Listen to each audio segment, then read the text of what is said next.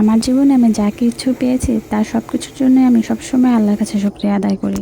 যখনই মনে হয় যে আমি এটা আল্লাহর কাছে চেয়েছি, আল্লাহ আমাকে দিয়েছেন, তখন আমি সবসময় সেটার সাথে সাথে আল্লাহর উপর শুকরিয়া আদায় করি যে আল্লাহ আমাকে কত ভালোবাসেন এবং আমার চাওয়াগুলো সে পূরণ করেছেন। আর যেগুলো আমি আমার জীবনে পাইনি সেটার জন্য কখনোই আমি মন খারাপ করি না, কারণ সেগুলো আমার জন্য ভালো ছিল না। আর যা কিছু আমার জন্য ভালো ছিল না সেটার জন্য আমি কেন মন খারাপ করব, বরং সেটার জন্য আরও শুকরিয়া আদায় করা উচিত ওপর আল্লাহর প্রতি যে আল্লাহ এই খারাপ কিছু আমার সাথে ঘটেনি বা আমি পাইনি। তাই আমি কখনোই না পাওয়ার জন্য কখনো মন খারাপ করি না, না পাওয়ার কারণে, এবং পাওয়ার কারণে কখনো কোনো কিছু নিয়ে অখুশি করি না। আমি যখনই যা কিছু পাই সব কিছুর জন্য উপর আল্লাহর প্রতি শুকরিয়া আদায় করি,